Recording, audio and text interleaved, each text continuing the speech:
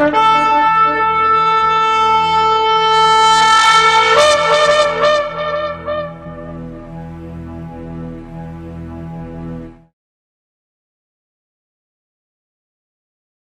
atah Yahweh Eloheinu melech haolam, asher kideshanu b'mitzvotav v'tzivanu, לעסוק בדברי תורה.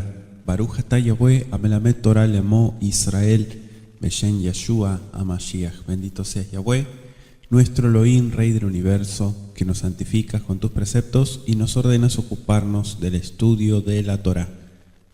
Bendito seas Yahweh, que enseñas Torah a tu pueblo Israel, en el nombre de Yeshua, el Mesías. Amén. Shabbat Shalom a todos, sean bienvenidos en esta noche. Estamos transmitiendo en vivo para todo el mundo. Espero que se encuentren muy bien, bendecidos con el favor del Altísimo. Vamos a estar abriendo las Escrituras en esta noche. Acompáñenme al capítulo 14 de Josué, en el estudio sistemático que el Eterno está permitiendo aquí en la congregación Kol Shaddai. Vamos a estar hoy en dos capítulos, 14 y 15, pero primeramente vamos a leer el capítulo 14, acompáñeme por favor desde el versículo 1. Dice así: Esto pues es lo que los hijos de Israel tomaron por heredad en la tierra de Canaán, lo cual les repartieron el sacerdote Eleazar, Josué, hijo de Nun, y los cabezas de los padres de las tribus de los hijos de Israel. Por suerte se les dio su heredad, como Yahweh había mandado a Moisés, que se diera a las 9 tribus y a la media tribu, porque a las 2 tribus y a la media tribu les había dado Moisés heredad al otro lado del Jordán, mas a los levitas no les dio heredad entre ellos. Porque los hijos de José fueron 2 tribus, Manasés y Efraín, y no dieron parte a los levitas en la tierra, sino ciudades en que morasen con los ejidos de ellas para sus ganados y rebaños, de la manera que Yahweh lo había mandado a Moisés. Así lo hicieron los hijos de Israel en el repartimiento de la tierra. Y los hijos de Judá vinieron a Josué en Gilgal, y Caleb, hijo de Jefone, ceneseo, le dijo: Tú sabes lo que Yahweh dijo a Moisés, varón de Elohim, en Kadesh Barnea, tocante a mí y a ti. Yo era de edad de 40 años cuando Moisés, siervo de Yahweh, me envió de Kadesh Barnea a reconocer la tierra, y yo le traje noticia como lo sentía en mi corazón. Y mis hermanos, los que habían subido conmigo, hicieron desfallecer el corazón del pueblo, pero yo cumplí siguiendo a Yahweh mi Elohim. Entonces Moisés juró diciendo: Ciertamente la tierra que oyó tu pie será para ti, y para tus hijos en herencia perpetua, por cuanto cumpliste siguiendo a Yahweh mi Elohim. Ahora bien, Yahweh me ha hecho vivir, como él dijo, estos 45 años, desde el tiempo que Yahweh habló estas palabras a Moisés, cuando Israel andaba por el desierto, y ahora, he aquí, yo soy de edad de 85 años. Todavía estoy tan fuerte como el día que Moisés me envió. ¿Cuál era mi fuerza entonces? Tal es ahora mi fuerza para la guerra y para salir y para entrar. Dame pues ahora este monte del cual habló Yahweh aquel día, porque tú oíste en aquel día que los anaseos están allí y que hay ciudades grandes y fortificadas. Quizá Yahweh estará conmigo y los echaré, como Yahweh ha dicho. Josué entonces le bendijo y dio a Caleb, hijo de Jefone, a Hebrón por heredad. Por tanto, Hebrón vino a ser heredad de Caleb, hijo de Jefone, ceneseo, hasta hoy, por cuanto había seguido cumplidamente a Yahweh, Elohim de Israel. Mas el nombre de Hebrón fue antes Kiriat Arba, porque Arba fue un hombre grande entre los anaseos, y la tierra descansó de la guerra. Palabra del Eterno. Bueno, este capítulo 14 nos habla de las 9 tribus y media que recibirían su herencia por suertes, dice el texto bíblico, y Caleb recibe por privilegio Hebrón. Inicia el versículo 1 diciendo: Ve'elet asher nechalu bnei Israel be'eretz Kenaan asher nichalu otam Eleazar hakohen v'Yoshua bin Nun v'rashi avot amatot livnei Israel. Esto pues es lo que los hijos de Israel tomaron por heredad en la tierra de Canaán. Asher nechalu Nijalú, dice más adelante, que se refiere al la Najalá, sería como la heredad. Esto es, en otras versiones dice, estos son los de los hijos de Israel que recibieron su heredad. Este capítulo es un prefacio, podríamos decir, de la división del territorio entre las 9 tribus y media. Había llegado el tiempo cuando los israelitas debían dispersarse para ocupar sus nuevas conquistas. La tierra de Canaán habría sido conquistada en vano si no hubiese sido habitada por los hijos de Israel. Habían transcurrido siglos desde el momento cuando el Eterno llamó a Abraham desde Ur Kasdim o Ur de los Caldeos y le dio la promesa de que sus descendientes heredarían la tierra. Algunas veces las promesas del Eterno tardan en cumplirse por causa de la infidelidad de aquellos a quienes fueron hechas. Tenemos el privilegio de apresurar el cumplimiento de las promesas divinas. Eleazar a Cohen se menciona en nuestro verso 1. Eleazar, ya hemos explicado que significa Elohim ha ayudado. Él era el tercer hijo de Aarón y sucesor, podríamos decir, en el ejercicio del sumo sacerdocio. El orden en que aparecen los nombres no es primero Josué y luego Eleazar, sino lo contrario. El que se mencione a Eleazar en primer lugar está de acuerdo con la Torá de Moshe y la forma de gobierno que debía establecerse en el pueblo de Israel. El Eterno había de ser supremo mediante su sacerdote. Josué debía presentarse ante Eleazar, lo dice también Números 27-21, y el sacerdote consultaría a Yahweh mediante el Urim, que eran unas piedras que llevaba el sumo sacerdote. Según lo que dijera Eleazar, debían proceder tanto Josué como la congregación. En el sistema de gobierno establecido en Israel por Moisés, el sacerdote, bajo la dirección del Eterno, tenía la autoridad legislativa y el poder ejecutivo estaba en manos del juez. Bueno, ese sistema se le llamó con el tiempo la teocracia, ¿no? Siempre que el sacerdote dependiera totalmente del Eterno, este arreglo sería ideal. Por otra parte, un sacerdocio corrupto podía regir toda la nación y ponerla en peligro. Esa forma teocrática, digamos, de gobierno terminó cuando Israel empezó a hacer su propia religión, podríamos decir, ¿no? Su propio gobierno, le dio la espalda al Creador y ese sistema nunca, jamás ha resurgido. Se menciona también en nuestro versículo 1, y los cabezas de los padres de las tribus de los hijos de Israel. Aquí se encuentran los nombres de estos en Números 34, si quieren anotarlo, el verso 19 hasta el 28. No se incluyen los príncipes de Rubén y Gad, porque dijimos que estos ya habían recibido su heredad del otro lado del Jordán. Pasamos al versículo 2, dice el texto, Begoral, Nahalatam, Kasher Tziva Yahweh, Beyat Moshe, Letishat Amatot, Bahatzi Amate.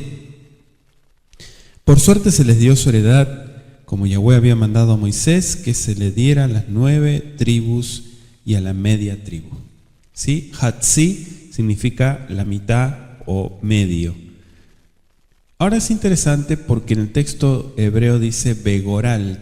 Begoral quiere decir por suerte. Literalmente lo traducen como guijarro. Este nombre proviene evidentemente de la manera primitiva de echar suertes con un guijarro. Los eruditos y algunos comentaristas, incluso desde la antigüedad, conjeturan que se usaban 2 urnas. En una, presumiblemente, se ponían tablillas o tal vez piedras que llevaban inscritos los nombres de las tribus, y en las otras tablillas similares contenían los nombres de los distritos. Josué y Eleazar, los representantes de las tribus, según les tocaba el turno, sacaban a la misma vez un guijarro de cada una. Esto es algo así como una especie de sorteo que se hacía. Por supuesto, no hay manera de verificar toda esta tradición que se llevaba a cabo, que bueno, sí se comentan, algunos comentaristas lo mencionan, pero históricamente no hay una evidencia clara. Puede haberse usado solo una urna en la cual estaban depositados los nombres de los distritos y los jefes de familia pueden haber sacado estos nombres de la urna. Se desconoce qué método se utilizó exactamente, pero evidentemente solo así podrían señalarse los distritos generales en que fue dividida la tierra. Las fronteras tenían que ser determinadas por los dirigentes del pueblo. Una tribu mayor necesitaba obviamente más territorio que otra menor. Esta fue la regla específica por el Eterno en Números 26, versículos 51 al 56 y el capítulo 33, verso 54.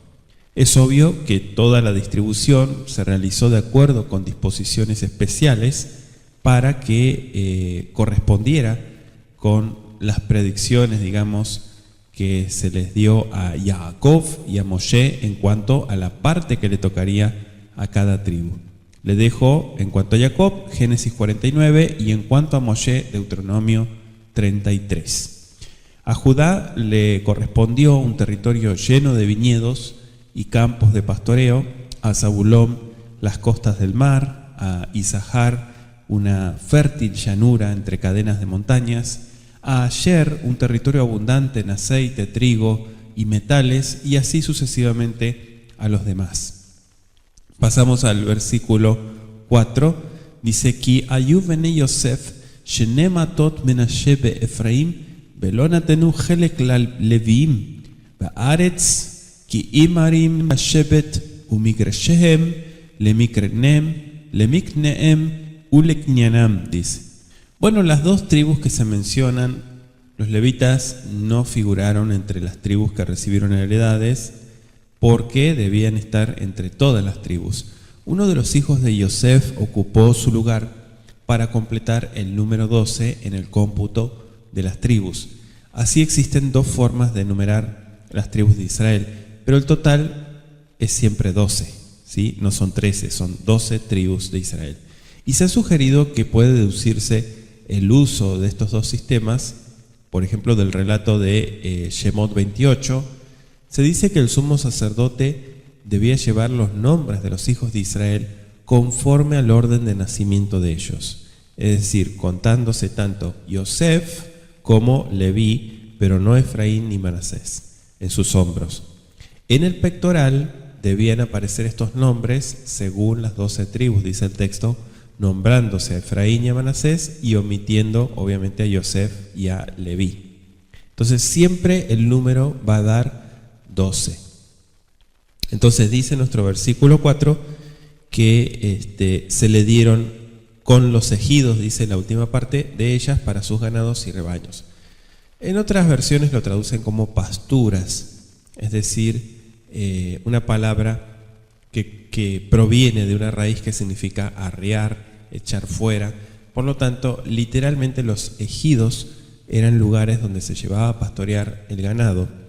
En Números 35, versos 1 al 5, se dan las dimensiones de estos campos de pastoreos. Luego, si usted lo quiere revisar, investigarlo, ¿sí? En Números 35, versículos 1 al 5.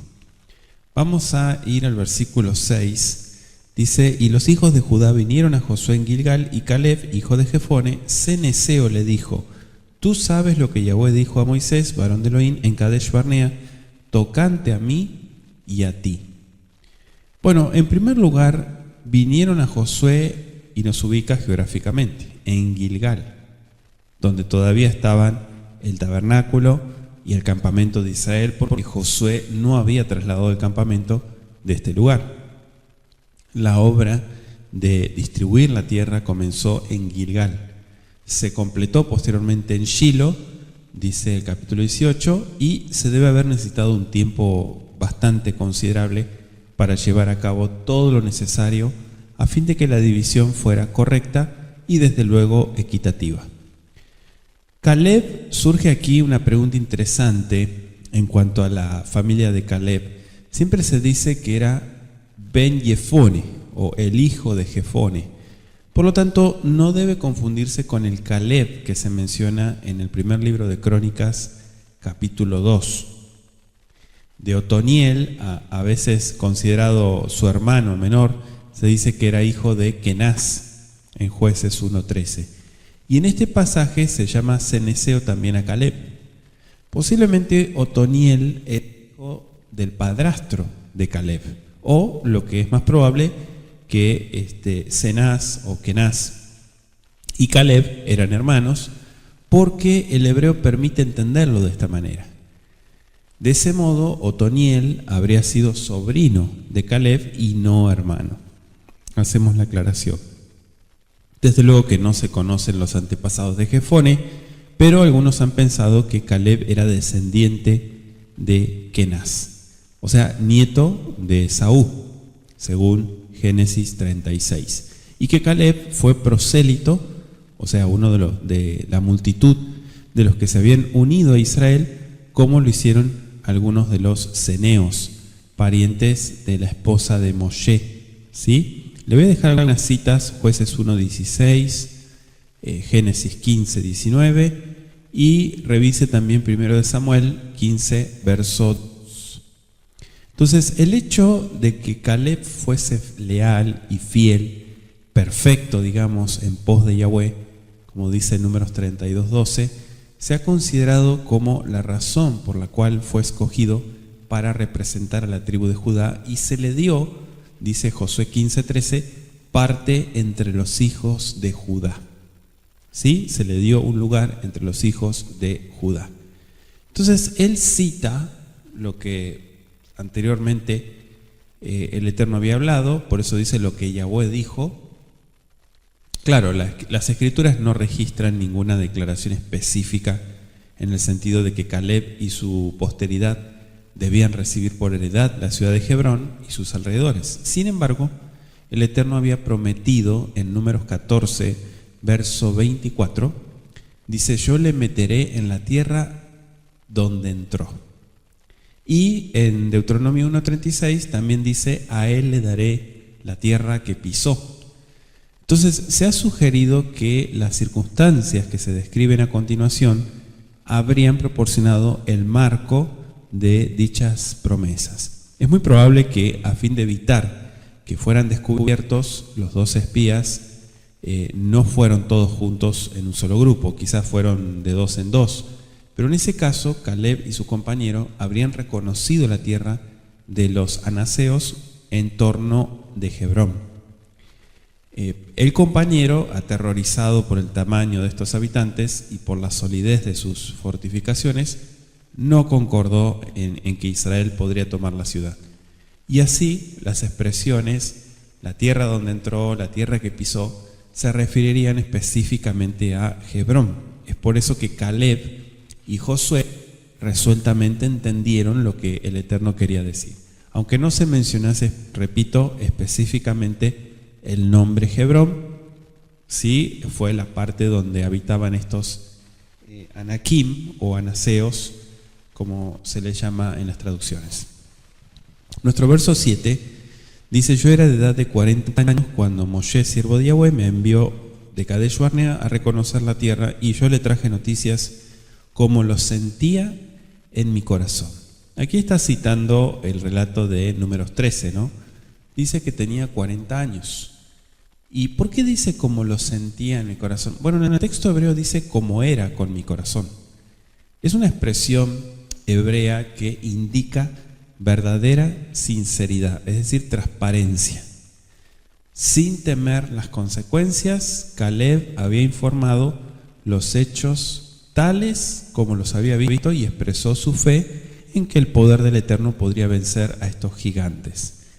Aún ahora, ya teniendo 85 años de edad, estaba dispuesto a atacar a esos formidables habitantes, lo que hizo con éxito poco tiempo más tarde, nos relata el capítulo 15, verso 14 de Josué. Dice nuestro versículo 8, sigo avanzando: Vaishaba Moshe bayomahu lemor imlo haaretz asher dareja ragleja valeja tiyele najalá ulvaneja dolam Kimileta Jarei abuelo hay. Aquí está la expresión de lo que Moshe le dice, ¿no? Literalmente, siguiendo a Yahweh dice, pero en las versiones lo ponen como me dediqué a seguir o cumplí después. O sea, me mantuve fiel al Eterno. Las palabras hebreas dan la idea de un viajero tan deseoso de seguir a su guía que se le acerca al punto de que apenas deja lugar entre sí y el guía. El valor del carácter de un hombre se manifiesta cuando, pese a los fracasos de otros, se mantiene firme en sus principios. Tal era el carácter de Caleb.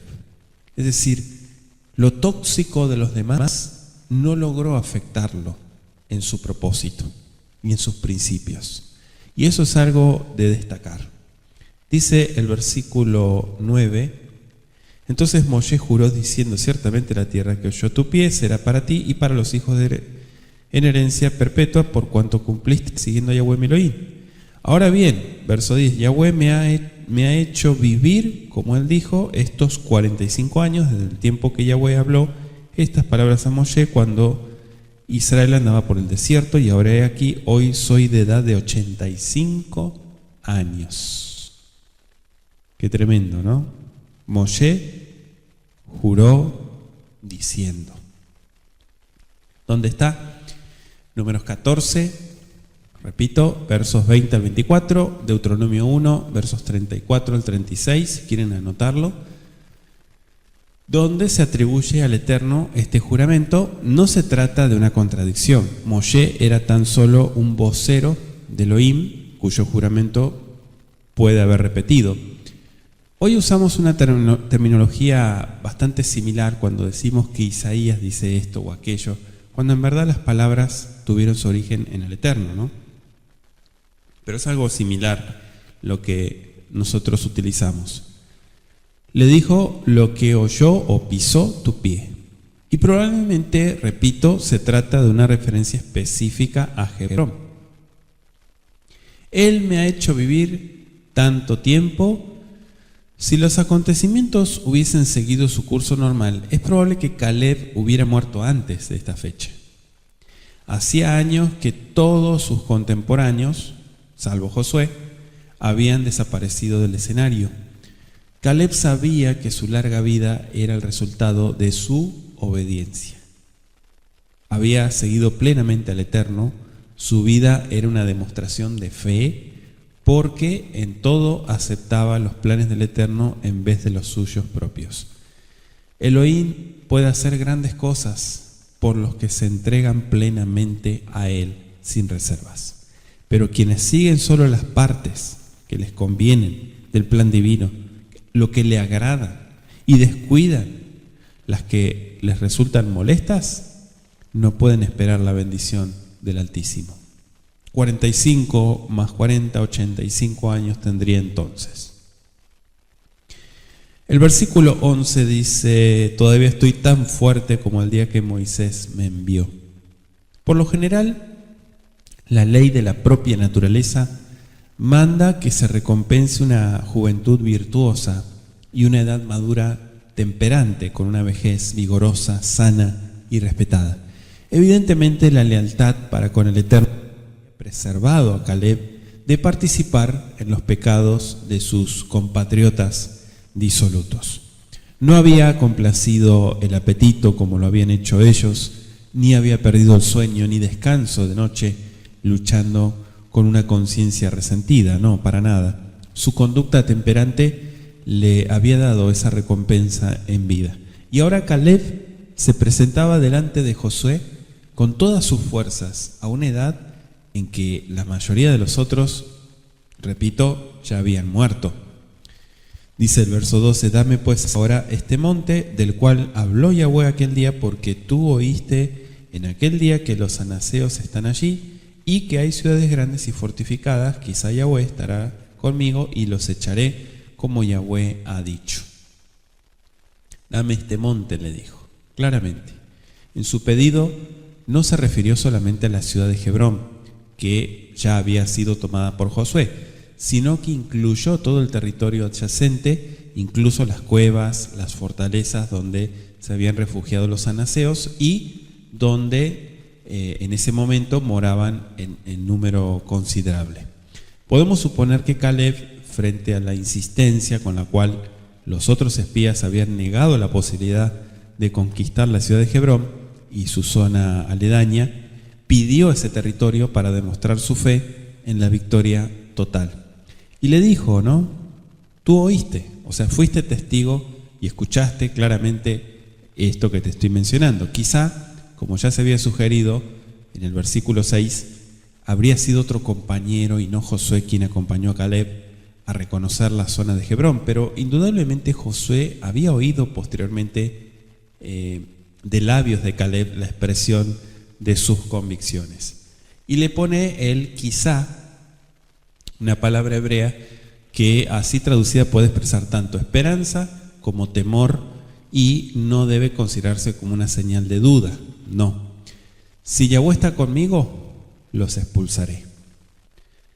Toda esta declaración expresa la idea del que no se atreve a confiar en sus propias fuerzas, que se da cuenta de que no es de los ligeros la carrera ni la guerra de los fuertes, dice Eclesiastés capítulo 9. Posiblemente Hebrón había caído de nuevo en manos de los antiguos dueños después de haberla tomado Josué. Por otra parte, es indudable que el pedido de Caleb se refería principalmente al territorio adyacente donde los anaseos se mantenían aún en sus baluartes. El ejemplo de Caleb de depender totalmente del Eterno debiera enseñarnos, asegurarnos que el Eterno está con nosotros en todo lo que emprendemos. Podemos no tener los mejores recursos ni la preparación más acabada, pero si el Eterno está con nosotros, dice Romanos 8:31, ¿quién contra nosotros? Aló. Verso 14, seguimos avanzando en nuestro estudio. Dice el verso 14, Al kenaita Hebrón lejale ben yifune, a kenizi lenajala adayomazé, yamasher mileacharei abuelo Israel. Y termina el capítulo diciendo, Beshem Hebrón lefanim, Kiriat Arba a Adam Agadol, Va'anakim, Uve Aaretz Shaketam y Milchama. Este es el nombre, dice, que tenía antiguamente Hebrón, Kiriat Arba. Arba, porque uno de los Anakim se llamaba así. Entonces, Kiriat significa, dijimos, ciudad. Y Arba era el nombre del padre de Anak, o sea, el progenitor de los anaseos. Cuando se nombra por primera vez esta ciudad en la Biblia, se la llama Hebrón en Génesis 13:18, pero cuando los anaseos la construyeron, o mejor dicho, reconstruyeron, la llamaron Kiriat Arba. Después de haber sido recuperado el territorio por Caleb, la ciudad fue llamada nuevamente Hebrón, que significa alianza, y viene de un verbo hebreo que es habar, que significa asociarse, unirse en compañerismo. Eso significa habar. De ahí viene la expresión Hebrón. La tierra descansó, dice el texto, y esta declaración aparece en el capítulo 11:23, donde su posición es perfectamente natural. En este pasuk termina el registro de las guerras de Josué, aunque no es claro de qué tierra se trata. Parece referirse a la tierra que Caleb tomó de los anaseos. Por otra parte, podría tratarse de una reiteración de la terminación de las campañas de Josué. Después de esto, la conquista consistió más en batallas aisladas que en guerras generales. El enemigo había sido desbaratado e Israel podía entrar y ocupar la tierra sin mayor resistencia. El Eterno había prometido ir delante de su pueblo para dominar el resto del país, y si Israel hubiese avanzado con fe y obediencia plenamente, yo creo que la tierra pronto habría tenido descanso, en el sentido más pleno de la palabra. Pero bueno, las cosas se fueron complicando y usted sabe que el corazón del hombre es engañoso. Entonces, de alguna manera, sí se complicaron las cosas en cuanto a la conquista. Vamos a leer el capítulo 15 y continuamos en nuestro estudio sistemático. Dice desde el verso 1, la parte que tocó en suerte a la tribu de los hijos de Judá, conforme a sus familias, llegaba hasta la frontera de Edom, y teniendo el desierto de Zin al sur como extremo meridional, y su límite por el lado del sur fue desde la costa del mar Salado, desde la bahía que mira hacia el sur, y salía hacia el sur de la subida de Acrabim, pasando hasta Zin y subiendo por el sur hasta Kadesh Barnea, pasaba a Jezrón y subiendo por Adar daba vuelta a Carca. De allí pasaba en Ashmón y salía al arroyo de Egipto y terminaba en el mar. Este pues os será el límite del sur. El límite oriental es el mar Salado hasta la desembocadura del Jordán, y el límite del lado del norte desde la bahía del mar en la desembocadura del Jordán. Y sube este límite por Bet Joglah y pasa al norte de Bet Araba. Y de aquí sube a la piedra de Boam, hijo de Rubén. Luego sube a Debir desde el valle de Acor, y al norte mira sobre Gilgal, que está enfrente de la subida de Adumim, que está al sur del arroyo, y pasa hasta las aguas de En Semesh, y sale a la fuente de Rogel. Sube este límite por el valle del hijo de Hinnom, al lado sur del Jebuseo, que es Jerusalén. Luego sube por la cumbre del monte que está enfrente del valle de Hinnom hacia el occidente, el cual está al extremo del valle de Refaim por el lado del norte, y rodea este límite desde la cumbre del monte hasta la fuente de las aguas de Neftoa, y sale a las ciudades del monte de Efrón, rodeando luego a Baalá, que es Kiriat Jearim. Después gira este límite desde Baalá hacia el occidente al monte de Seir, y pasa al lado del monte de Jearim hacia el norte, el cual es Quesalom, y desciende a Bet-Shemesh y pasa a Timna. Sale luego al lado de Cron hacia el norte y rodea a Sicrón y pasa por el monte de Baalá y sale a Jabneel y termina en el mar. El límite del occidente es el mar Grande. Este fue el límite de los hijos de Judá por todo el contorno conforme a sus familias. Mas a Caleb, hijo de Jefone, dio su parte entre los hijos de Judá conforme al mandamiento de Yahweh a Josué, la ciudad de Kiriat Arba, padre de Anac, que es Hebrón. Y Caleb echó de allí a los 3 hijos de Anac, a Sesai, Aimán y Talmai, hijos de Anac. De aquí subió contra los que moraban en Debir, y el nombre de Debir era antes Kiriat Sefer. Y dijo Caleb: al que atacare a Kiriat Sefer y la tomare, yo le daré mi hija Axa por mujer. Y la tomó Otoniel, hijo de Kenaz, hermano de Caleb, y él le dio a su hija Axa por mujer. Y aconteció que cuando la llevaba él, la persuadió que pidiese a su padre tierras para labrar.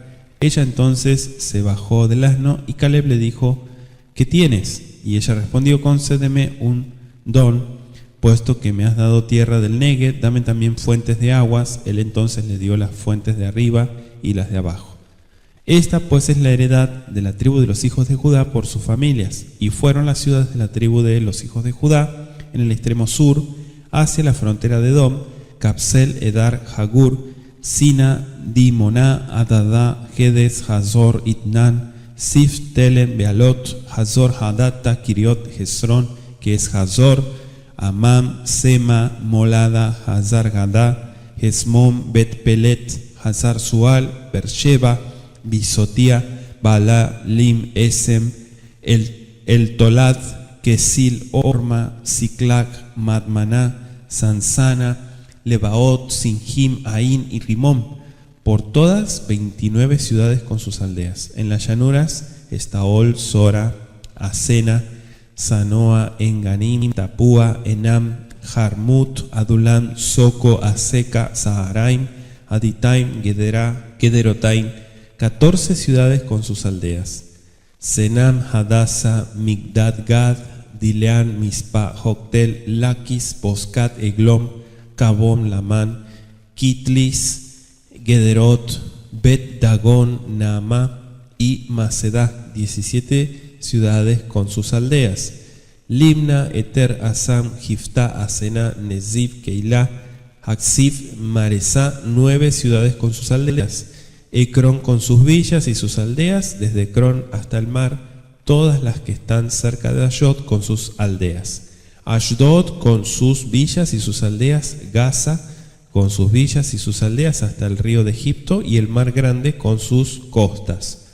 Y en las montañas, Samir, Hatir, Soco, Dana, Kiriat Sana, que es Debir, Anab, Estemoa, Anim, Gosén, Olón y Giló, 11 ciudades con sus aldeas. Arab, Dumá, Esan, Hanum, Betapúa, Afeca, Umtá, Kiriat Arba, la cual es Hebrón, y Sior, 9 ciudades con sus aldeas. Maón, Carmel, Sif, Jutá, Jezreel, Jokdeam, Zanoa, Caín, Gabá y Timná, 10 ciudades con sus aldeas. Halhul, Betsur, Gedor, Maharat, Bet-Anot, El Tecón, 6 ciudades con sus aldeas. Kiriat Baal, que es Kiriat Jearim, y Rabá, 2 ciudades con sus aldeas. En el desierto, Bet-Arabá, Midim, Sesacá, Secacá, Nipsan, la ciudad de la sal, y Ein-Gadi, 6 ciudades con sus aldeas. Mas a los jebuseos que habitaban en Jerusalén, los hijos de Judá no pudieron arrojarlos, y ha quedado el jebuseo en Jerusalén con los hijos de Judá hasta hoy. Palabra del Eterno, capítulo 15. Entonces estamos leyendo y estudiando y seguimos avanzando en nuestro estudio sistemático. Bueno, finalmente vemos los límites de la heredad de Judá. También Caleb conquista a su parte. Otoniel, debido a su valor, recibe por esposa a Axa, la hija de Caleb, y la bendición, obviamente, dada por su padre. Se describe también en este capítulo las ciudades de Judá, y finalmente nos dice que los jebuseos no son conquistados. Bueno, inicia el versículo 1 diciendo: Vaí agoral le mate bene Yehuda le mishpejotam el Gebul Edom midbar tzin negba mitze temam. Es la parte o la porción, ¿no?, la herencia que le tocó en suerte a la tribu de los hijos de Judá, conforme a sus familias. Llegaba hasta la frontera de Edom, teniendo el desierto de Sin al sur como extremo meridional, explica el primer versículo. Bene Yehuda, se ha sugerido que la parte de la narración que comienza con este capítulo 15 podría iniciarse mejor con la última frase del capítulo anterior. Así se leería: y la tierra descansó de la guerra, y la parte que le tocó en suerte a la tribu de los hijos de Judá, conforme a su familia, llegaba hasta, etcétera, ¿no? O sea, la continuidad. Josué repartió a Judá, Efraín y la mitad de Manasés la parte que les correspondía antes de dejar el campamento de Gilgal. Por alguna razón no especificada, no se completó inmediatamente la división del resto de la tierra. Quizás Judá y los hijos de José eran agresivos y deseaban tomar inmediata posesión de sus heredades, mientras que las otras tribus eran como más retraídas y temerosas.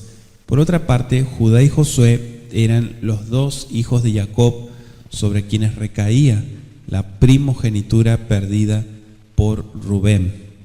A Judá le había sido dado el dominio y a José la doble porción. Es probable que por eso las 2 tribus fueron las primeras, digamos, que se establecieron. Judá en el sur y José en el centro de Canaán. Más tarde, después de haberse trasladado el campamento a Silo, parte de lo que les había tocado en suerte fue dado a las otras 7 tribus.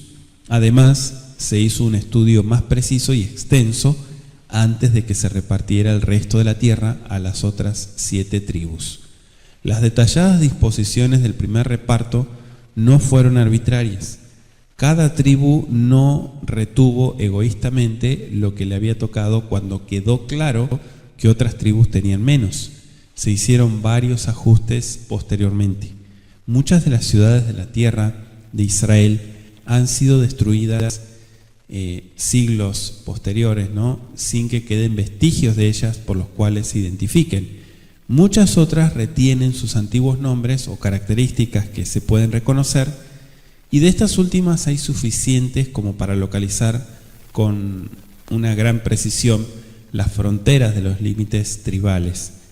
Los arqueólogos están continuamente ubicando más ciudades e identificando con mayor precisión los antiguos lugares y desde luego aclarando así más y más el panorama de lo que es la geografía de la antigua Canaán.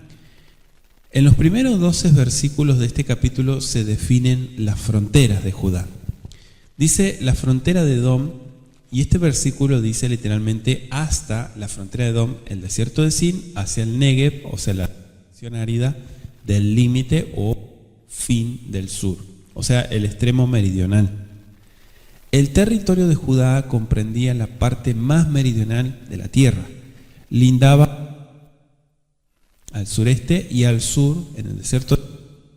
La frontera meridional que se indica aquí es idéntica a la que se describe en Números 34, versículos 3 al 5. El verso 2 dice: Vayi laem gebul negev mikse yam amelach mina lashon afone negva. Su límite por el lado del sur fue desde la costa del mar Salado, desde la bahía que mira hacia el sur. Literalmente dice la lengua, porque dice lashon, ¿no? La lengua que da hacia el sur. En la versión siríaca lo traduce como: y su borde era desde el sur de la orilla del mar Salado y se extendía de allí hasta la lengua que se vuelve al sur. O sea, es probable que los traductores entendieron que la bahía era la lengua de tierra, ¿no?, que se proyecta en el Mar Muerto. A su vez, los traductores también de las otras versiones probablemente recibieron la influencia de la Vulgata, ¿no? Por lo general se aplica este término a este promontorio sobresaliente, pero el contexto de este pasaje pareciera entenderse mejor que se refiere al extremo sur del mar. Dice el verso 3: y salía hacia el sur de la subida de Acarabim. Bueno, literalmente dice la subida de los escorpiones o los alacranes. En el texto, la traducción sería, ¿no? Acá no tradujeron a Acarabim, pero es lo que realmente sí. Les dejo también Números 34:4. Tal vez por causa de la cantidad de escorpiones que hay en esa zona, probablemente se hallaba a mitad del camino entre el monte Alac y el Mar Muerto. El monte Alac se menciona en Josué 11:17 y Josué 12:7. Continúa el verso 3 diciendo: pasando hasta Sim y subiendo por el sur hasta Kadesh Barnea. Más precisa es la traducción: pasaba hacia Sim, que es la línea de la frontera sobre la montaña. Kadesh Barnea en hebreo dice literalmente: y subía desde el sur a Kadesh Barnea. Kadesh se encontraba a considerable distancia al sur de Beersheba. Algunos arqueólogos han identificado este lugar con Ain en Kudeirat, como a unos 118 kilómetros al sur de Hebrón, y otros piensan que el lugar es Ein Kadesh, como a 8 kilómetros al sureste. Hezrón también se menciona. Se desconoce exactamente la ubicación de Hezrón, Adar y Carca. Evidentemente la frontera iba en dirección al noroeste, desde Kadesh, dijimos, hasta Adar, y de allí se volvía al oeste, quizás siguiendo el límite entre el desierto de Param y el desierto de Sim. Kadesh Barnea parece haber estado en este límite, puesto que se la menciona tanto en un desierto como en el otro. Dice el verso 4: Ve'avar atzmona beyatzah nahal Mitzrayim be'aya totzot ha'gebul yama ze yiyeh lachen gebul Negev. Posiblemente se refiere esto al norte del Wadi el Arish. El límite seguía el arroyo hasta el Mediterráneo. Dice el verso 5: el límite oriental es el mar Salado. hasta la desembocadura del Jordán. Ahí está. Este límite era la costa del Mar Salado, desde la bahía sur hasta el extremo de la bahía, o como dijimos, la lengua, ¿no?, al norte, donde el río Jordán desembocaba en el mar. Desde este punto comenzaba la frontera norte. El verso 6, seguimos avanzando, dice: y sube este límite por Bet Joglá y pasa al norte de Bet Arabá, y de aquí sube a la piedra de Boán, hijo de Rubén. Bet Joglá en hebreo significa la casa de la perdiz. Se conoce el lugar hoy por el nombre de Ain Haglá. Está como a 3 kilómetros del Jordán, entre la desembocadura del río Jordán y Gilgal, que es donde Israel acampó. Bet Joglá estaba en el límite, pero pertenecía a Benjamín. También se menciona Bet Arabá, que significa la casa del desierto. Se denominaba Arabá a la depresión del Jordán. No se conoce exactamente el sitio donde estuvo Bet Arabá, pero puede estar cerca de En-Garabé, que es la llanura desértica que está al norte del Mar Muerto. En algunos casos se la considera parte de Judá, pero en otros se la considera parte de Benjamín. La piedra de Boham, en este pasaje se dice que la frontera subía a la piedra de Boham. Capítulo 18, donde se dan las fronteras en orden inverso, se dice que bajaba a la piedra de Boham. Y de esto se desprende que la en la ladera, junto a la montaña de esta zona, y por ende al oeste de Bet Arabá. No se sabe por qué la piedra recibió el nombre de ese hijo o descendiente de Rubén. Boham era un rubenita, no vivía en este lugar, al menos la heredad de su tribu estaba del otro lado del río, pero quizá Boham pasaron el Jordán para ayudar a los israelitas a conquistar la tierra, y en el transcurso de la campaña realizó alguna hazaña notable y fue enterrado en ese lugar. Y se levantó una piedra en memoria de este varón. ¿Sí? Verso 7. Luego sube a Debir desde el valle de Acor y al norte mira sobre Gilgal, que está enfrente de la subida de Adumim, que está al sur del arroyo, y pasa hasta las aguas de En-Shemesh y sale a la fuente de Rogel. Bueno, Debir no es la misma ciudad de Debir del capítulo 10:38, es otra, sino es un lugar llamado Togret en Debre. Aproximadamente está a la mitad del camino entre Jericó y Jerusalén. El valle de Acor es una llanura al sur de Jericó, hoy en día se la conoce como El Buqueyá.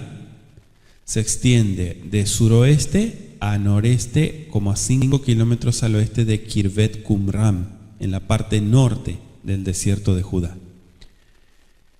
Y la subida de Adumim es un lugar que está en el camino que lleva desde Jericó a Jerusalén. La palabra subida se refiere a un paso montañoso en esa área, y la palabra traducida como arroyo significa un torrente de invierno, que representa un valle generalmente seco, excepto en invierno, y se cree que el valle es el moderno Talat Ed. Las aguas de En-Shemesh, que literalmente significan las fuentes del sol. Generalmente se identifica este lugar como Ein el Haot, como a 3 kilómetros al noreste de Betania, en el camino hacia Jericó. Y es el último lugar donde puede obtenerse agua antes de llegar al Jordán, y se lo conoce como la fuente de los apóstoles. La fuente de Rogel es la fuente del espía. Este era un pozo o una fuente junto a Jerusalén, donde se encuentran los valles de Cedrón e Hinom. Por eso el verso 8 ahí la menciona, ¿no? El valle del hijo de Hinom. Algunas veces se le llama simplemente el valle de Hinom y a veces el Ge-Hinom, que es una expresión, una transliteración griega de un nombre hebreo, ¿no? Eso también muchas veces se ve en la geografía bíblica. Por ejemplo, la palabra Gehenna, que muchas veces la traducen como infierno, el Gehenna, viene de Gehinom. Gehenna es un término griego, pero Gehinom es el valle de Hinnom. El lugar tiene muy mala reputación en las escrituras debido a los sacrificios, inclusive de niños. Allí se ofrecían a Moloch por la profanación de sus lugares altos, por Josías, lo dice el segundo libro de Reyes 23:10, y por el hecho de que en el valle de Hinnom se quemaba la basura de Jerusalén. Se cree que el valle recibió el nombre de alguien que la poseyó una vez. Otros, sin embargo, han sugerido que este nombre puede venir de una palabra que hoy en día está en desuso y significa llorar, lamentarse. Y que esa designación sería apropiada porque en el valle se hacían sacrificios de muchos niños inocentes.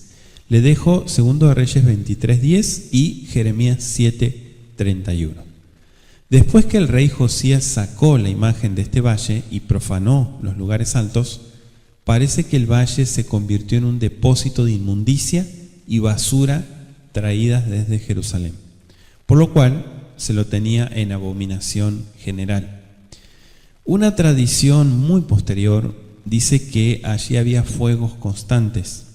En Mateo 5:22, por ejemplo, el valle estaba al sureste de Jerusalén y tocaba el valle de Kidrón, en la punta sureste de la ciudad, donde se hallaba En Rogel, que es la ciudad que estamos mencionando. Al lado sur del Jebuseo, literalmente, dice en el hombro del Jebuseo. Quizás se refiere al collado o a la meseta sobre la cual estaba la ciudad jebusea, puesto que la frontera corría al sur de Jerusalén. La ciudad quedaba enteramente en territorio Benjamín. El valle de Refaim es el mismo valle que se menciona en 2 de Samuel 5:18. Se extiende al sur hacia Belén desde el rincón suroeste de la ciudad de Jerusalén, y se trataba de un valle fértil codiciado por los enemigos de Jerusalén. Fue el escenario de la derrota de los filisteos en 2 ocasiones. Le dejo 2 de Samuel 5:18 al 22 y capítulo 23, verso 13. El verso 9 dice el texto: y rodea este límite desde la cumbre del monte hasta la fuente de las aguas de Neftoa, y sale a las ciudades del monte de Efrón, rodeando luego a Baala, que es Kiriat Jearim. Neftoa está a 4 kilómetros al noroeste de Jerusalén, a corta distancia de ¿sí? No sé, como Lifta. Y el monte de Efrón es una cordillera cerca desde Jerusalén hasta Jope, y a lo largo del cual se hallan Soba, Cartal, Culonit y otros pueblos pequeños, ¿no? Su límite todavía sigue hacia el noroeste. Baala dice que es más conocida por su nombre Kiriat Jearim. Evidentemente fue un lugar alto, cananeo, cuando el culto a Baal estaba muy fuerte, ¿no? Muchos lo han identificado con la aldea moderna de Tel El Hazar, a 13 kilómetros de Jerusalén, sobre el camino de Jope. En Kiriat Jearim estuvo el arca durante 20 años después que la devolvieron los filisteos. Eso lo describe el capítulo 7 de 1 de Samuel en los versículos 1 y 2. Seguimos avanzando. El versículo 10 dice: Venasaf agebul mi Baala yama el ar seir veavar el ketef ariarim mitzafona ki hesalom beyarat bet shemesh veavar timna. Después gira este límite desde Baala hacia el occidente al monte de Seir. O sea, desde Baala la frontera viraba de la dirección noroeste hacia el oeste. Y el monte Seir es una serranía que corre hacia el oeste a partir de Kiriat Jearim. Hoy la van a encontrar con el nombre de Saris. Seir significa velludo, o sea, peludo, cuenta el sentido del nombre de Kiriat Jearim, la ciudad de los bosques, y sería lógico pensar que se trataba de una zona muy boscosa. No hay ninguna relación entre este nombre y el monte de Seir, que fue un territorio edomita, el hogar de Esaú. Kesalón probablemente es la moderna Kesla, que también se la llama Ar Jearim, el monte de los bosques. Aparentemente la zona estaba antes cubierta de bosques. Bet Shemesh, que es el templo del sol o la casa del sol, entre los cananeos se adoraba al sol y se le dedicaban fuentes, cerros, ciudades, etc. Bet Shemesh estaba a 24 kilómetros al suroeste de Jerusalén, sobre el camino de Ashdod y el Mediterráneo. El lugar hoy en día lo van a encontrar como Tel Er Rumeilé. En tiempos del profeta Samuel murieron muchos en este lugar por haber mirado dentro del arca, dice 1 de Samuel 6:19. Y por último, Timna, una ciudad ubicada a 7 kilómetros al noroeste justamente de Bet Shemesh.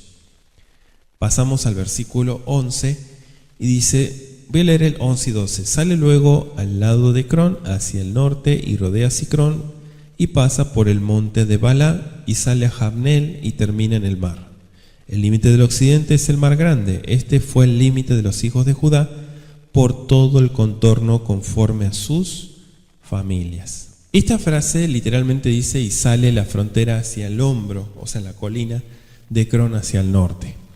De las 5 ciudades de los filisteos, Ecrón era la que estaba más al norte y se encontraba entre las montañas de Judea y el mar. Puesto que la frontera se hallaba un poco al norte de la ciudad, esta estaba en territorio de Judá, pero más tarde fue de Dan. Sicrón es un pueblo pequeño en la frontera norte de Judá. El monte Balá, posiblemente se trataba de una pequeña sierra casi paralela a la costa, al oeste de Ecrón, y algunos han pensado que esta sierra podría haberse dedicado a Baal, por cuanto eran los últimos cerros por encima de los cuales pasaba el sol antes de ponerse. Jabneel literalmente significa un Dios hace construir. Esta aldea estaba como a 20 kilómetros al sur de Jope y a 7 kilómetros del Mediterráneo, sobre el camino que subía de Gaza. Hoy aparece con el nombre de Yebna, incluso en los libros apócrifos aparece como Jabnia. A este lugar huyeron muchos eruditos judíos, incluso miembros del Sanedrín, antes de la caída de Jerusalén en el año 70. En los siglos I y II se convirtió en un centro de sabiduría rabínica. ¿Sí? Sí, porque después de la destrucción del templo, muchos se preguntan, ¿y qué pasó con todas estas sectas y movimientos judíos que estaban en aquel entonces? Huyeron para diferentes partes, pero Jabneel fue un lugar donde muchos eruditos y miembros del Sanedrín huyeron a ese lugar. El versículo 13, y podríamos marcar del 13 al 19, vemos la conquista de Hebrón y de Bir por Caleb, ¿no?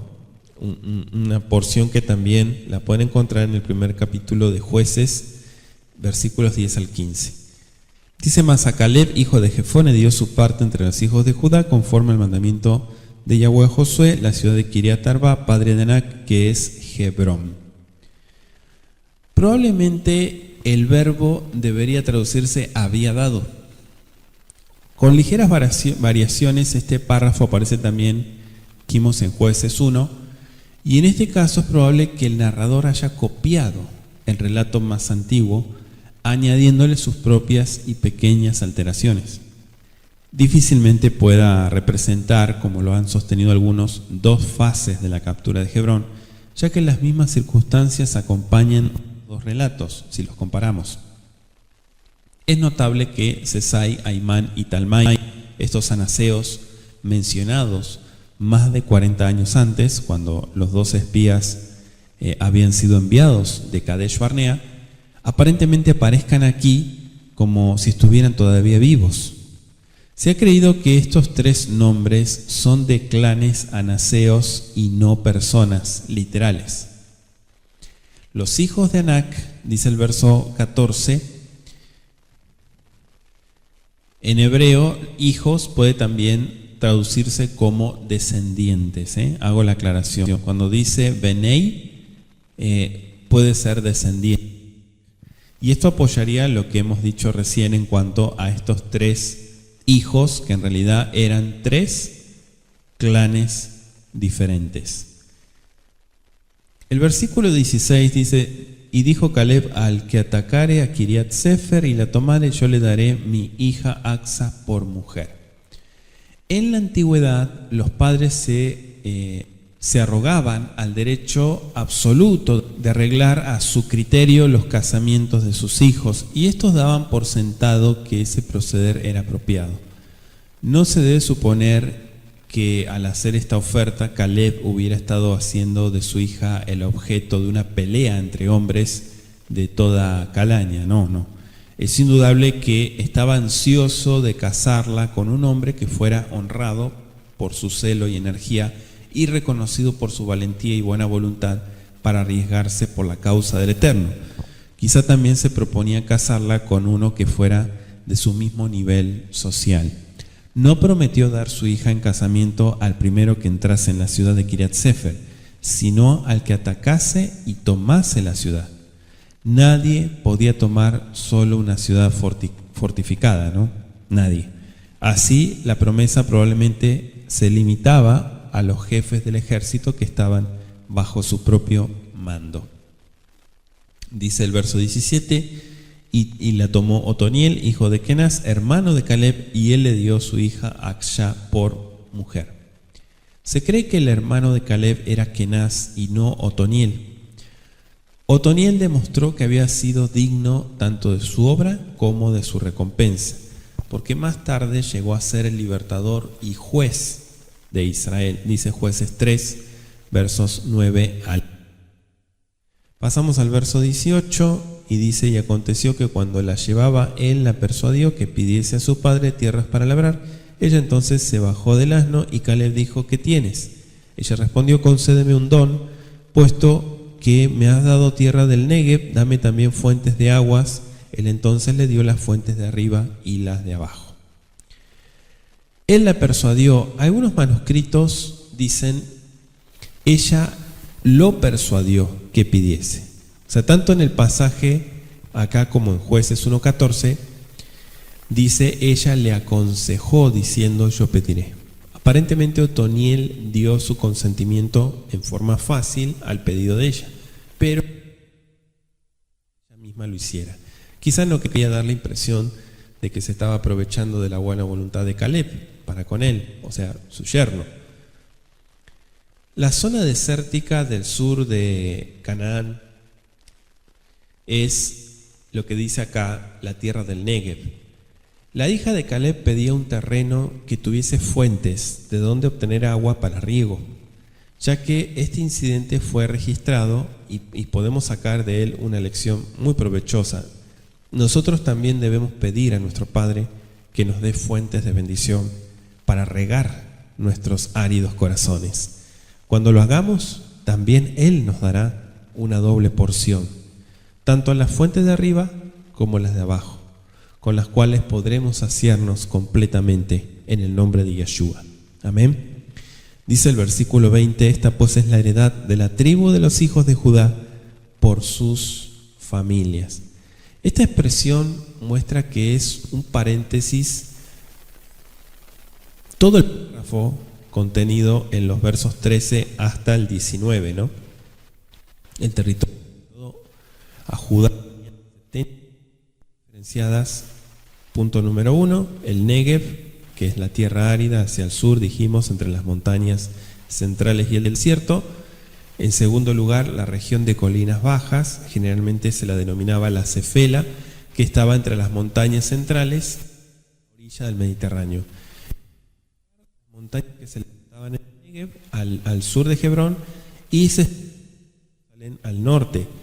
Tenían por el este el desierto del Mar Muerto y por el oeste la Cefela. Y en cuarto y último lugar, el desierto de Judá, que es el territorio desolado de las escarpadas laderas orientales de las montañas hasta lo que es el Mar Muerto. Y fueron las ciudades de la tribu de los hijos de Judá en el extremo sur hacia la frontera de Edom, Capsel, Edar, Jagur, y ahí sigue, ¿no?, el versículo 21 en adelante. Entonces, estas son las ciudades del Negev, la parte más meridional de su territorio. Se mencionan 38 ciudades pertenecientes a esta región, pero la mayoría de ellas carece de importancia y de interés histórico. El autor del libro ha ordenado estas ciudades en forma metódica, dividiéndolas en 4 grupos que comienzan por el este y van hacia el oeste. El primer grupo consta de 9 aldeas ubicadas en la frontera de Edom, hacia el suroeste del Mar Muerto. De ellas no conocemos sino solamente Kadesh Barnea y Capsel, lugar de origen de Benaía, el valiente y leal soldado de David, quien bien puede haberse granjeado su fama como matador de leones en este lugar. En el siguiente grupo aparece que algunos eran como una ciudad, y según una tradición imposible de verificar, oriundo de Keriot, de donde viene su apodo Iscariote.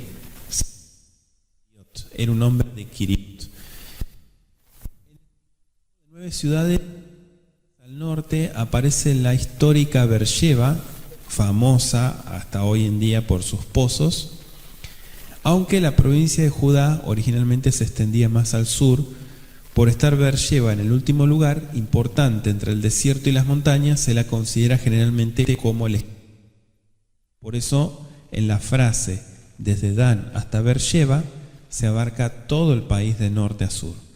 Y el cuarto grupo, que comprende 13 aldeas, quedaba al oeste y al suroeste. En ella estaba incluida Ziklag, vinculada en la historia del rey David. Vamos a avanzar, pasamos al verso 32, donde dice: Lebaot, Sihim, Ain, Rimón, por todas 29 ciudades con sus aldeas. Hay 2 explicaciones de cierta discrepancia entre el número de ciudades enumeradas: 38 y el número que se da aquí. 9 de estas ciudades, Beersheba, Molada, Hazal Sual, Balá, Esem, Jormá, Ziklag, Ain y Rimón, fueron asignadas a Shimeón, dice Josué 19, versos 2 al 7. Entonces es posible que el autor de Josué, enterado de que esas aldeas ya no pertenecían a Judá, no las incluyó en este número. Si muchos de los lugares, nombres de otros han sido cambiados, los traductores que debieran figurar por nombres que en realidad debieran ir juntos, ¿no?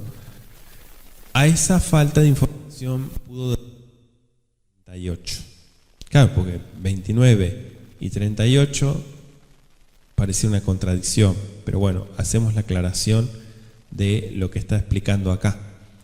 El verso 33 dice: en las llanuras, Estaol, Sorá, Será, y ahí siguen los nombres.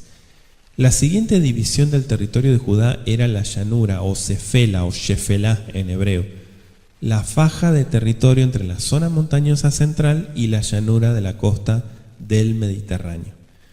Esta era una región de cerros de piedra caliza a unos 150 metros sobre el nivel del mar, y este territorio abarcaba gran número de aldeas ordenadas, como dijimos, por el autor en 4 grupos. En primer lugar, la parte del noreste, 15 ciudades, ¿sí? Encontramos 2 lugares relacionados con la historia de Sansón, que son Estaol y Sora, donde vivía Manoaj.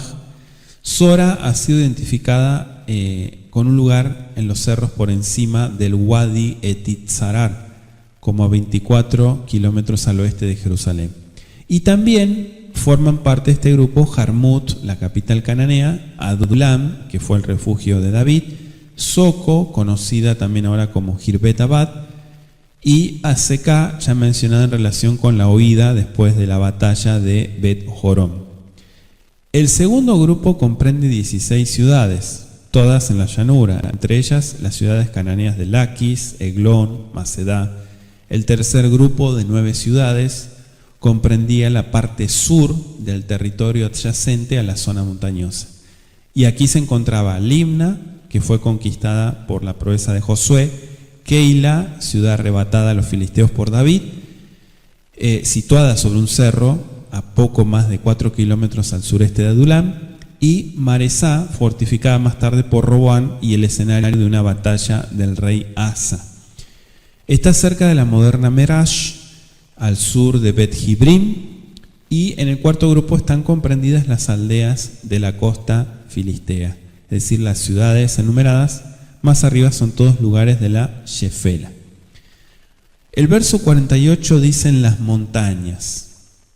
Entonces ya vimos en las llanuras, verso 33, ¿sí? El verso 48, el verso 21, el extremo sur, el verso, para que lo vayan anotando, el verso 33 en las llanuras y el verso 48 en las montañas. La tercera y más parte división del territorio era la zona montañosa. Comenzando en el Negev, es decir, al sur de Hebrón, esta región se extiende hacia el norte, hasta Jerusalén. Por el este linda con el desierto del Mar Muerto y por el oeste la Cefela. El punto más alto está cerca de Hebrón y alcanza los 2000 metros sobre el nivel del mar. Las ciudades enumeradas en esta sección están ordenadas en 5 grupos. El primer grupo, 11 ciudades, entre las cuales Suco, que ya la mencionamos, Debir también, donde una vez también se refugió David, Gilo, que fue una ciudad donde era oriundo Ahitofel, el consejero de Absalom, donde también se suicidó. Probablemente es la actual Girbet Halá, al norte de Hebrón. El segundo grupo de ciudades al norte del ciudades entre Hebrón. En el tercer grupo de ciudades, compuesto de 10 aldeas que estaban más cerca del desierto meridional, figuran algunas relacionadas con la vida de David mientras estaba proscrito. Aparece Maón, donde vivía el perverso Nabal; Jezreel, de donde provenía Ahinoam, la esposa de David. También está Timna, pero no la ciudad del mismo nombre que figura en el relato de Sansón, sino el lugar donde Judá fue a esquilar sus ovejas. Es notable que Belén no figura en estas listas, y esta ciudad no tuvo gran importancia, pero se hizo mundialmente famosa por haber nacido en ella David, y también la ciudad de Belén carecía totalmente de importancia. Quizás en tiempo no fue digna de mención. Figuran muchas versiones y en consecuencia también se la menciona en las versiones traducidas. No es la razón entre los diferentes textos.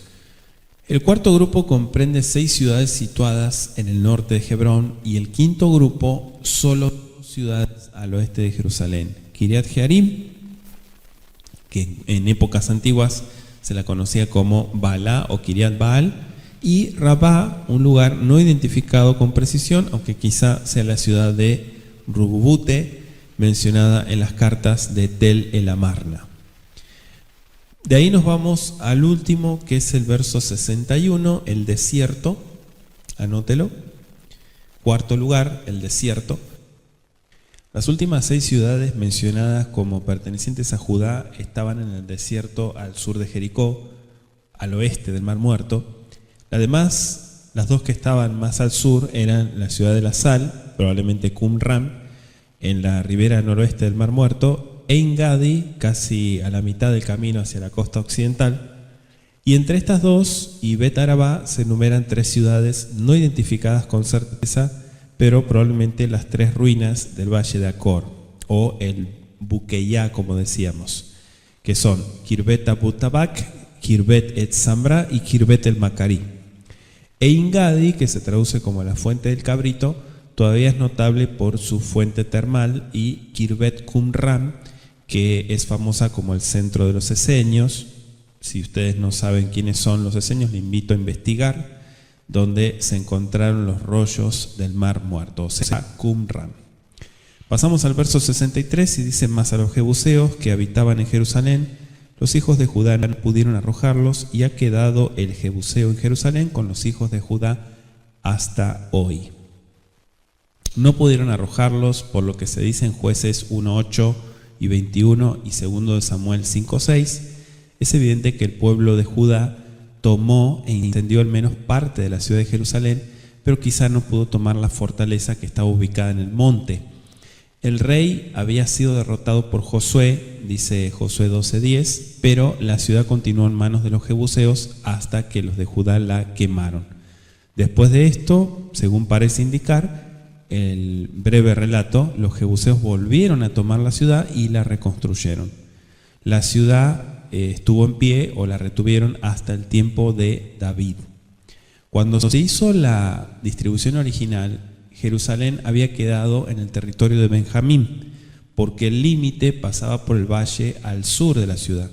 Aunque le correspondía a Benjamín, el relato de Jueces 1:8 del ataque a Jerusalén indica que por alguna razón los hijos de Judá deseaban compartir con los benjamitas la posesión de esta ciudad, y más tarde se la conoció como la ciudad de David. En esto hay para nosotros también una gran lección espiritual, porque antes del tiempo de David, Judá no pudo expulsar a los jebuseos, quizá debido a la incredulidad nacida a través de la conciencia del pecado, de la falta de confianza en el Eterno, y por lo cual esta tribu pudo no haberse sentido a la altura de esta tarea. La lección, querido Javerín, es muy evidente. Manifestamos incredulidad cuando rehusamos hacer lo que el Eterno nos ha mandado, con el pretexto de que no somos capaces de realizar tal tarea. Cuando perdemos la fe, nos llenamos de temor. Cuando no tenemos fe en Elohim, desfallecemos ante nuestros enemigos y perdemos el celo y nos tornamos inactivos e incluso indiferentes. Dice el texto: hasta hoy, Adayom Mazé. Esto constituye una prueba adicional de que el libro de Josué no fue escrito después del tiempo de los reyes judíos, como algunos han intentado demostrarlo, porque cuando se escribió este versículo, los jebuseos moraban con los hijos de Judá, lo cual ya no ocurrió después de los días de David. Hasta aquí llegamos con nuestro estudio, dándole gracias al Altísimo, como siempre, por la gran oportunidad que nos brinda de poder analizar y estudiar algunos capítulos más de este libro de Josué. Damos gracias al Altísimo. Ribono Shel Olam, amo del universo, te agradecemos por el tiempo de estudio, por tu enseñanza, tu revelación. Síguenos dirigiendo a toda verdad, por favor, en el nombre de Yeshua, el Mesías. Amén y amén. Que así sea.